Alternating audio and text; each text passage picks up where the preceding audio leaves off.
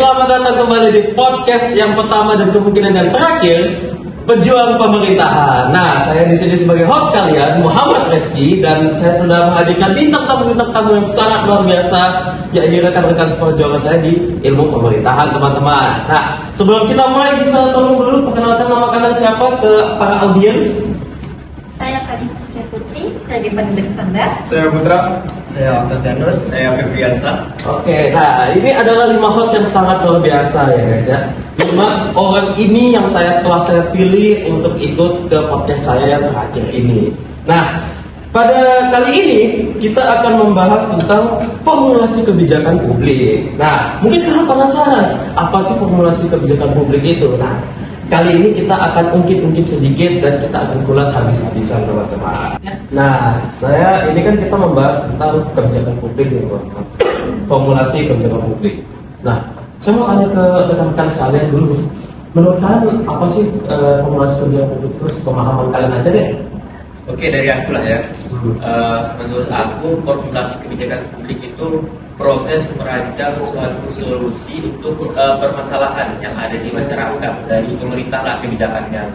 Oh, berarti formulasi kebijakan publik ini adalah salah satu gebrakan pemerintah untuk mengatasi masalah-masalah yang sudah ada di masyarakat ya? Iya, benar. Oke. Kenapa saya bertanya seperti itu, teman-teman? Karena saya di sini mengambil satu teori yang menurut saya lumayan unik dari James E. Anderson yang mengatakan bahwa formulasi kebijakan sebagai proses pengembangan proposal tindakan yang dapat diterima untuk mengatasi masalah tertentu.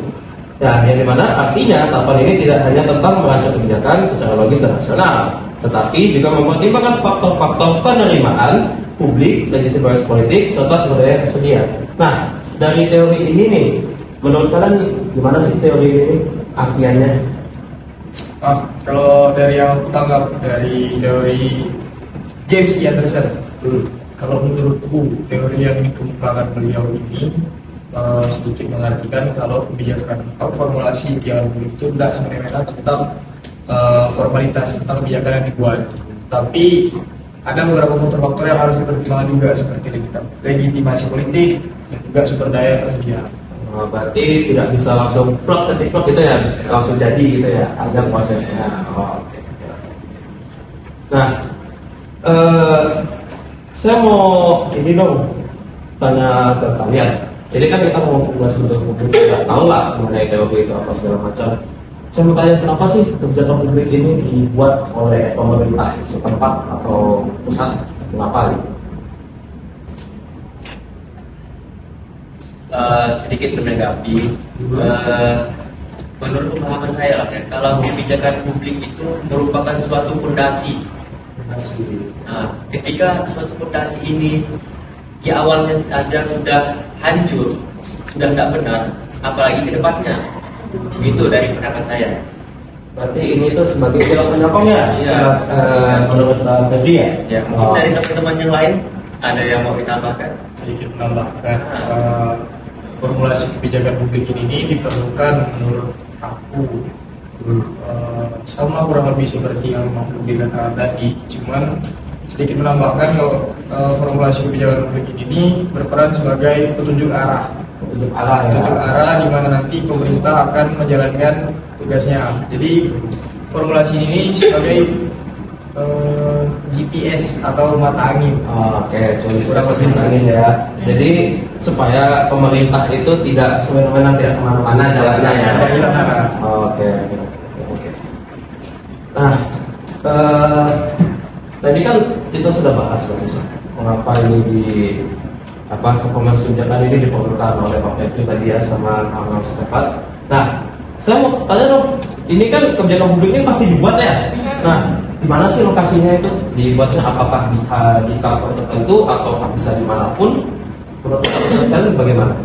Sepengetahuan saya ya, proses ini memang terjadi di berbagai lingkungan seperti birokrasi pemerintahan, kantor pokok kepentingan, lembaga legislatif, hingga ruang-ruang diskusi masyarakat sipil. Berarti dia itu tidak itu ya tergantung dari satu tempat aja ya. Berarti dia itu bisa mobile. Nah, jadi gini rekan-rekan, ternyata kita baru tahu nih, ternyata formulasi kebijakan itu dibikinnya itu tidak hanya di satu tempat seperti di kantor daerah. Ternyata tadi bisa di banyak tempat-tempat lainnya seperti yang telah dikatakan oleh seperti Kak Ania. Iya. Ya, seperti itu teman-teman. Nah, pada saat pembuatan formulasi kebijakan nih teman-teman, kapan sih formulasi kebijakan ini itu mulai dibahas atau dibikin gitu? Apakah setelah atau sebelum ada masalah? Kalau setahu saya sih formulasi kebijakan publik itu terjadi setelah masalah publik itu selesai. Nah, yang telah selesai yaitu di mana masalah publik tersebut berhasil diidentifikasikan dan diagendakan oleh pembuat kebijakan. Oke.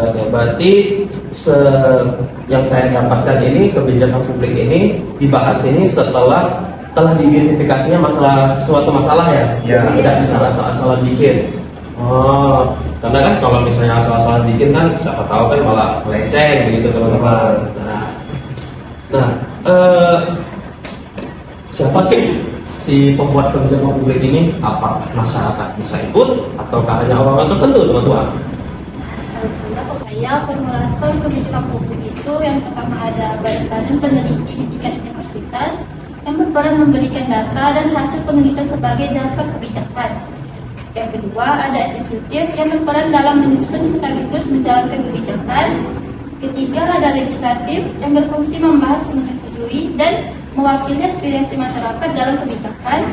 Dan yang terakhir ada kelompok-kelompok kepentingan yang memberikan masukan atau tekanan agar kepentingan mereka ikut dipertimbangkan. Berarti ada 4 ya formulatornya ya menurut kakak ya. Iya. Berarti ada badan-badan peneliti di tingkat universitas yang ternyata ikut ambil alih nih. Saya baru tahu nih teman-teman. Ternyata badan-badan peneliti di tingkat universitas juga ikut main ya sebagai pemberi informasi dan data tersebut. Terus ada badan eksekutif tadi sudah disebutkan, bagian legislatif sebagai penyetuju. Jadi setelah data-data itu sudah ada disetujui sama bagian legislatif dan ada kelompok kepentingan. Nah, di sini kita bisa tahu ternyata bukan hanya awal-awal pemerintahan saja teman-teman yang membuat ini, ternyata masyarakat juga ikut.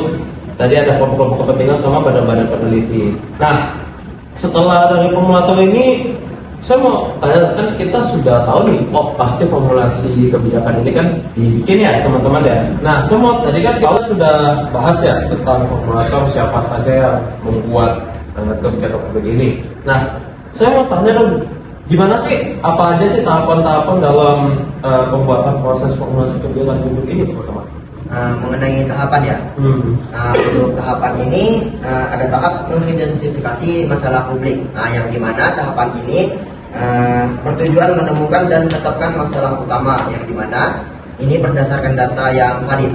Nah, penting untuk memastikan bahwa masalah yang dipilih benar-benar prioritas, bukan hanya sekedar asumsi saja. Nah, yang jika pada tahapan ini salah, maka kebijakan yang dibuat bisa tidak tepat sasaran atau kurang bermanfaat. Oke. Berarti harus yang sangat-sangat penting ya masalahnya di proses identifikasi ini. Nah, untuk yang lainnya nih, apakah hanya identifikasi masalah saja yang masuk ke tahapannya? Ada di tahapan kedua. Tahapan kedua yaitu tahapan penyusunan alternatif solusi. Nah, dari tahap pertama yaitu identifikasi masalah. Ketika masalah sudah ditemukan, maka harus dicari solusi bagaimana mengatasi masalah tersebut supaya kan kebijakan itu berdampak langsung pada masyarakat kan, atau berdampak langsung yang luas lah gitu. Nah, diperlukan solusi yang baik untuk mengambil kebijakan tersebut supaya kebijakan tersebut tidak diambil secara terburu-buru. Nanti di tahap kedua ini udah masuk ke penyusunan ya, setelah kita dapat tahu masalahnya apa saja, kita sudah mulai menyusun ya? Ya, lebih ke menyusun alternatif solusinya lah. Berarti untuk yang lainnya ya, jadi tidak mengacu ke yang lain, yang lulus. Oke. Apakah hanya 2 tahapan teman-teman? Ada 3. Ada 3. Apa itu yang ketiga itu? Di tahap ketiga itu yaitu tahap analisis dan pemilihan kebijakan. Data yang berkualitas dibutuhkan untuk melakukan penilaian terhadap berbagai opsi yang ada.